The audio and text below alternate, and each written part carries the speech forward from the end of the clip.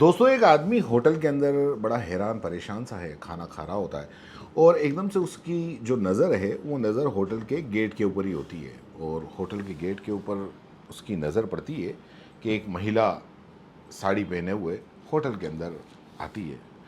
उस महिला पे जैसे ही उसकी नज़र पड़ती है तो वो उसको देखता ही रह जाता है और देखते देखते महिला बिना उसकी देखे एक तरफ जाके बैठ जाती है और वो तुरंत वो आदमी अपना खाना छोड़ देता है। खाना छोड़ने के बाद में सीधा वो होटल के मालिक के पास में जाता है काउंटर पे और काउंटर पे जाके कहता है कि साहब, मेरे को आप वो जो महिला जो आई है उसके खाने का ऑर्डर मेरे को लेने के लिए दो, एक थोड़ी देर के लिए आप मेरे को वेटर बन जान दो।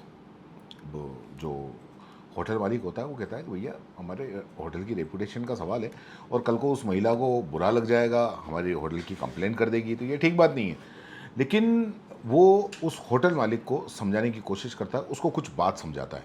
बात समझते ही जो होटल मालिक होता है वो उसकी बात मान लेता है कि ठीक है, अगर ऐसी बात है तो मुझे कोई परेशानी नहीं है, तुम जाकर ऑर्डर ले लो। और साथ साथ वो जो आदमी जो ऑर्डर लेने के लिए जाता है वो ये भी कह देता है कि आप एक काम करो, क्योंकि मुझे लगता है कि जैसे ही मैं ऑर्डर लेने के लिए जाऊंगा हो सकता है कि उस वक्त पुलिस की भी ज़रूरत पड़ जाए, तो आप पुलिस को बुला लो। होटल मालिक उसकी बात मान जाता है, वो तुरंत पुलिस को भी फ़ोन कर देता है और इधर वो महिला के सामने जाके खड़ा हो जाता है ऑर्डर लेने के लिए। कहता है कि मैडम बताइए, ये मेन्यू कार्ड है, आपको क्या चाहिए, क्या खाना है, मैं आपको ला के दे देता हूँ। अब जैसे ही महिला की उस आदमी पर नज़र पड़ती है वो उसको देखती रह जाती है। वो आदमी उस महिला को देखता है, महिला उस आदमी को देखती है, लेकिन दोनों कुछ बोलते नहीं हैं और एक तरीके से महिला बिल्कुल सुन्न हो जाती है। वो एक आदमी एक बार फिर पूछता है कि मैडम आपको क्या चाहिए, आप बता दीजिए, मैं लेके आऊँगा, बताइए आपको इडली डोसा खाना है या सांभर वड़ा खाना है या डोसा खाना है, क्या है, आप जो भी है बता दो। लेकिन वो महिला उसको कुछ बोलती नहीं है और चुपचाप उठ के वो होटल से जाने लगती है। लेकिन वो आदमी तुरंत उसके पीछे पीछे जाता है और आगे जाके जो मेन गेट होता है वो मेन गेट बंद कर देता है और मेन गेट बंद करके बोलता है उस औरत को कि तुम अभी यहाँ से जा नहीं सकती, तुमको खाना खाना होगा, आपको मेरे से ऑर्डर लेना होगा और खाना खाने के बाद में ही जा पाओगी। दरअसल वो उसको इसलिए रोक रहा था क्योंकि उसने जो पुलिस बुलाई थी वो पुलिस अभी तक आई नहीं थी और वो पुलिस का इंतज़ार कर रहा था और वो चाहता था कि जब तक कि पुलिस आए तब तक ये औरत यहाँ से जाए नहीं। दोनों के बीच में बहस शुरू होती है। औरत काफ़ी चिल्लाती है, तुम मुझे क्यों रोक रहे हो और मेरे को यहाँ पर नहीं खाना है, ये वो काफ़ी चिल्लाती है। जो होटल के अंदर दूसरे लोग होते हैं वो भी उठ के आ जाते हैं कि आखिर ऐसी क्या बात हुई। तो होटल का मालिक सबको शांत करता है, शांत करके कहता है कि ये इनके आपस का मामला है, इनको निपटने दो, ये जो भी होगा ये निपट लेंगे। थोड़ी देर के बाद में पुलिस आ जाती है। पुलिस आके और पहले पूरा माजरा समझती है और पुलिस को वो आदमी कुछ कहानी सुनाता है, कुछ बात बताता है। पुलिस तुरंत उस औरत को हिरासत में लेती है और हिरासत में लेने के बाद में वहाँ से चली जाती है। जो महिला बात कर रही थी और जो आदमी उसका ऑर्डर ले रहा था, दोनों के बीच में जो बहस हो रही थी, दरअसल वो पति पत्नी थे। और ये जो पत्नी है वो उसकी मौत हो चुकी थी और आज उस आदमी के सामने ये औरत जिसकी मौत हो चुकी है, जिसकी हत्या के जुर्म में 2 साल सलाखों के पीछे ये आदमी गुजार चुका है और 2 साल से अदालतों के चक्कर काट रहा है, यानी कि 4 साल उसको इसी सारे चक्कर में हो गए, परेशान है। और आज वो औरत उसके सामने आकर खड़ी हो गई है। तो माजरा सारा के सारा बदलना ही है। तो ये जो कुछ भी पूरी कहानी है, ये कहानी जब जज के सामने जाती है, अदालत में जाती है, तो खुद जो जज हैं वो भी ये सोचने पे मजबूर हो जाते हैं कि ये पूरे भारत के इतिहास में ये तीसरा या चौथा ऐसा केस है जो कि मरने के बाद में कोई भूत बन के इस तरीके से गवाही देने के लिए आया हुआ है। दोस्तों, मेरा नाम है अख्तर खान और मैं आपको ये जो सच्ची कहानी है ये सुनाने आया हूँ। ये सच्ची जो घटना है ये घटना कर्नाटक की है। कर्नाटक का मैसूर जिला जो है वहाँ की है। मैसूर के जो 5वें अतिरिक्त सत्र न्यायालय के न्यायाधीश हैं गुरुराज समक्कलवर, दरअसल वो सुनवाई कर रहे थे 2 अप्रैल 2025, ज़्यादा पुरानी बात नहीं है। और जो एक वकील है, वकील उनके सामने आता है, उनके सामने आके कहता है एक नोटिस, क्योंकि वो कहता है कि साहब एक मुझे गवाही करवानी है, लेकिन मैं उसका नोटिस पहले से नहीं दे पाया, क्योंकि कोई भी गवाही करना के पहले नोटिस दिया जाता है। आपने देखा होगा जोली LLB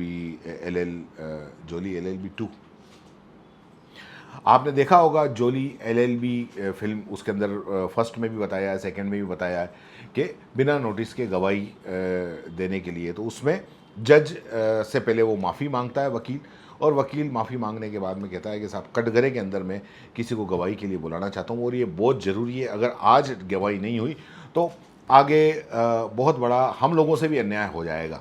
तो जज उसकी बात सुनता है, सुनने के बाद में वो कहता है कि ठीक है, मैं आपको इसकी इजाज़त देता हूँ, आप उसको बुलाइए, जो भी आपका गवाह है बुलाइए। जो सामने वाला वकील है वो अपोज़ करता है, लेकिन जज साहब कहते हैं कि मैंने कहा है गवाही होनी चाहिए तो होनी चाहिए। दूसरा वकील जो है वो उसी वक्त उसकी एक जो गवाही जिसकी दिलवानी है उसको लेके आता है। थोड़ी देर के बाद में जज साहब के सामने कटघरे के अंदर एक महिला को लाकर खड़ा कर दिया जाता है।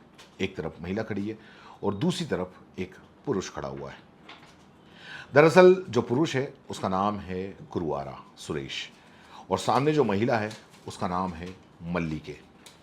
मल्लिके से पूछा जाता है कि तुम्हारा नाम क्या है, तो पहले तो मल्लिके इधर उधर कुछ और नाम बताती है, लेकिन जो वकील है वो वकील थोड़ी सख्ती से पूछताछ करता है और कहता है कि या तो तुम अपना असली नाम बताओ, या फिर मेरे पास में कुछ ऐसे कागजात हैं जिसकी वजह से तुमको ये झूठ भारी पड़ जाएगा और अदालत के अंदर जज के सामने झूठ बोलने की तुमको अलग से सज़ा हो जाएगी। तो जो औरत थी वो घबरा जाती है, वो कहती है कि हाँ, मेरा नाम मल्लिके है और मेरे पिता का नाम है वो राम है, माँ का नाम गौरी है। जैसे ही उसने अपनी माँ अपने पिता का नाम जब बताया तो जज साहब भी सुन के हैरान रह गए। जज साहब कहते हैं कि अरे ये कैसे, और फिर ये भी कहते हैं कि आज 2 अप्रैल है, कहीं ऐसा तो नहीं कि तुम मेरे से अप्रैल फूल की बातें कर रहे हो, क्योंकि आज अप्रैल फूल डे तो है नहीं, वो तो एक दिन पहले चला गया, और जो तुम कह रहे हो वो तो बड़ी अजीब सी बातें हैं। वकील कहता है कि जज साहब भले ही चाहे आज 1 अप्रैल ना हो, लेकिन आज 2 अप्रैल है, और ये जो लड़की कह रही है, ये महिला जो कह रही है, ये जो बता रही है, वो कहीं से भी गलत नहीं है, बिल्कुल सच है। और ये जो सच था वो हैरान करने वाला था, क्योंकि जज साहब भी जानते थे कि जो महिला कटघरे के अंदर खड़ी थी वो 4 साल 4 महीने पहले मर चुकी थी, और उसकी हत्या की फाइल उनके सामने खड़ी थी, और उसी की आज पेशी थी जिसमें ये गवाही उसकी खुद की हो रही है। मतलब ये कि जो लाश है वो लाश आज कटघरे के अंदर गवाही देने के लिए आई है, जिसको सुपुर्द खाक यानी कि उसका अंतिम संस्कार किया जा चुका है सारे रीति रिवाजों के हिसाब से, तो फिर ये महिला जिंदा होके कैसे आ गई। ये बात सोचकर जज साहब कहते हैं कि भैया ये क्या है, अप्रैल तो नहीं है जो तुम कहानी तुम सुना रहे हो, लेकिन ये अप्रैल का फूल नहीं होता। और उसके बाद में जो कहानी सामने आती है इस पूरी भूत वाली गवाही की, सब लोग हैरान रह जाते हैं, सोचने पर मजबूर हो जाते हैं। दरअसल जो कहानी सामने जो आ रही थी वो ये थी कि एक व्यक्ति जिसका नाम कुरुवारा सुरेश है, जो कि रहने वाला कुडाकू जिले, जो कि कर्नाटक प्रदेश का ये लगता है थाना, वो कुशल नगर उसका इलाका है, वहाँ का वो रहने वाला है, बसावन हल्ली का रहने वाला होता है वो। और सुरेश दरअसल उसकी शादी 2001 में जिस महिला के साथ होती है, वो जो कटघरे के अंदर जो खड़ी थी, मल्लिके से उसकी शादी होती है।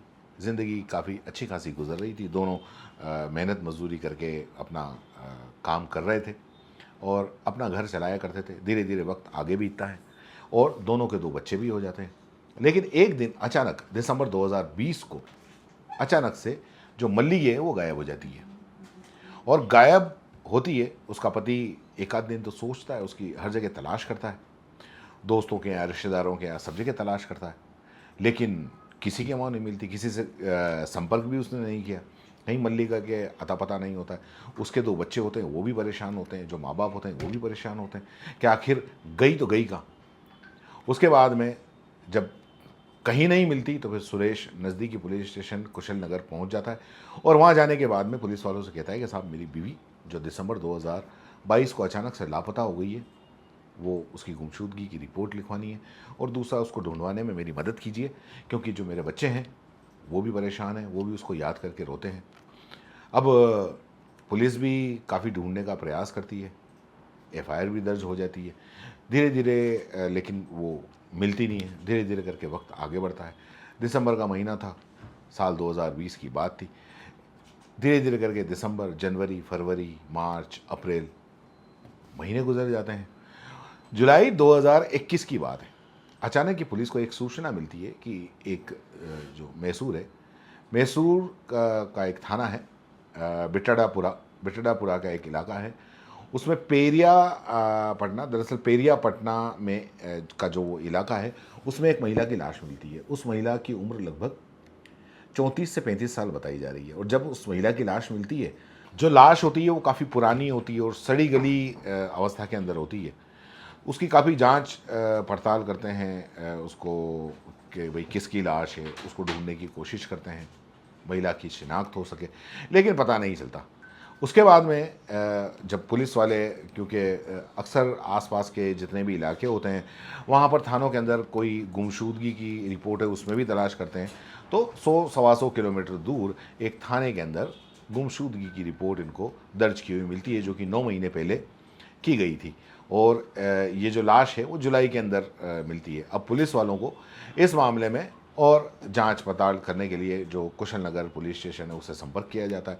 वहाँ जाने के बाद में जिस व्यक्ति ने, जो सुरेश था, उसने अपनी पत्नी की गुमशुदगी की रिपोर्ट लिखाई थी, उसको पुलिस बुलाते हैं। पुलिस वाले बुला के और पूछते हैं उसको, जो महिला के पास में, क्योंकि उसकी स्थिति काफ़ी सड़ी गली हो गई थी, लेकिन उसके पास में जो उसके कपड़े और जो चूड़ियाँ मिली थी उसको दिखा के, और जो भी ज्वेलरी वगैरह उसको दिखा के उसको दिखाया जाता है सुरेश को, और पूछा जाता है कि भैया ये तुम्हारी पत्नी है जो गायब हुई, उसकी चीज़ें तो नहीं है?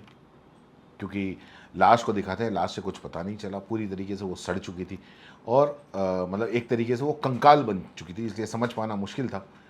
और कुल मिला के ये सारा के सारा जो होता है, ये मामला सामने आ जाता है कि जो सुरेश है, उस सुरेश ने अपनी पत्नी की हत्या की है और उसकी हत्या करके उसको कहीं फेंक आया दूर, और उसके बाद में गुमशुदगी की रिपोर्ट लिखा दी और अब ये नाटक कर रहा है। पुलिस उसको गिरफ्तार कर लेती है। जो पुलिस रिपोर्ट लिखती है, गवाही के अंदर लिखती है कि पुलिस ने ये मान लिया कि हाँ, मैंने अपनी पत्नी को एक भारी वस्तु से एक उसके सर पे मारा था और वो मर गई थी, और उसके बाद में मैंने उसको ले जाके फेंक दिया। क्योंकि जो लाश मिली थी, उस लाश का जब पोस्टमार्टम किया जाता है तो उस पोस्टमार्टम में ये आता है कि इस जो कंकाल जो है, जो जो महिला है, उसकी मौत पीछे किसी भारी वस्तु के लगने से होती है। अब इधर सुरेश जो है वो अपना जुर्म कबूल कर लेता है। उसके बाद में मामला अदालत के अंदर चला जाता है। अदालत में सुरेश कई बार जो है वो अपनी बेल के लिए अर्जियां देता है, जमानत के लिए अर्जियां देता है, लेकिन उसकी जमानत नहीं होती है। उसके दोनों बच्चे परेशान हैं, सुरेश के माता पिता परेशान हैं। कुल मिला के 2 साल तक वो लगातार अर्जियां देता है, खारिज होती हैं, और 2 साल के बाद में आखिरकार उसको ज़मानत मिल जाती है। और ज़मानत मिलने के बाद में वो वापस धीरे धीरे अपनी ज़िंदगी शुरू करता है, अपने काम के अंदर जुटता है। जो पहले मजदूरी और कुलीकार का जो काम कर रहा था वो काम करता है और अपने बच्चों को पालना शुरू करता है। और सितंबर 2022 में ये जो मामला है वो अदालत में ट्रैक पे आता है। इसकी सुनवाई शुरू होती है, तारीखें बढ़ती हैं, पेशियों में आना जाना, अदालत में पेश होना। तो कुल मिला के 2 साल से ये लगातार चल ही रहा था। धीरे धीरे करके वक्त आगे बढ़ता जाता है और 1 अप्रैल 2025 को ये बात सामने आई कि एक होटल के अंदर एक महिला आती है जिसका नाम मल्लिगे होता है। जो सुरेश है उसका पति, वो वहाँ पर खाना पहले से खा रहा होता है। उसकी नज़र उस पर पड़ती है और वो पहचान लेता है, और उसके बाद में फिर पुलिस को बुला के वो मल्लिगे को सारा, पुलिस को ये सारी हकीकत बताता है कि ये जो महिला है मेरी पत्नी है, जिसके कत्ल के इल्ज़ाम के अंदर मैं 2 साल सज़ा काट के आया हूँ और 2 साल से अदालतों के चक्कर काट रहा हूँ, लेकिन वो ज़िंदा है। तो दरअसल ये जो सारा है वो सामने आ जाता है अदालत में। और अगले दिन फिर 2 अप्रैल को 2025 2 अप्रैल 2025 को उसको जो महिला है मल्लिके, उसको अदालत में पेश किया जाता है। अदालत के कटघरे में महिला खड़ी हुई है, अदालत के कटघरे में जो है मल्लिके वो खड़ी हुई है। और जज साहब कहते हैं कि अगर तुम जिंदा हो या भूत हो, मतलब एक तरीके से तो ये लग रहा है कि भूत आज अदालत में आया है, पेशी पे आया है। और अगले दिन जो अखबारों के अंदर खबर छपी थी वो भी यही छपी थी कि भूत पेशी पे आया, जो मर चुका है वो जिंदा कैसे हो सकता है, क्योंकि एक व्यक्ति है जो मरने के, उसके मर्डर में सजा काट चुका है, उसके ऊपर केस चल रहा है, और जिसके मर्डर का केस चल रहा है आज वो अदालत के अंदर खड़ा है। तो जज ने पहले जो सुरेश था उससे पूछा कि जब तुमने इसका मर्डर किया नहीं था तो फिर तुम, पुलिस ने कैसे कहा कि तुमने इसका मर्डर किया और तुमने तो कबूल किया है। तब फिर सुरेश कुछ बोलता नहीं है और उसकी आंखों में आंसू आ जाते हैं। और जज साहब समझ जाते हैं कि कहीं ना कहीं जो पुलिस है, उस पुलिस ने सुरेश को 3rd डिग्री दी और 3rd डिग्री के साथ में ये पूरा इससे जुर्म कबूल करवाया कि ये जो महिला है ये तुम्हारी पत्नी है और तुमने ही इसका कत्ल किया है।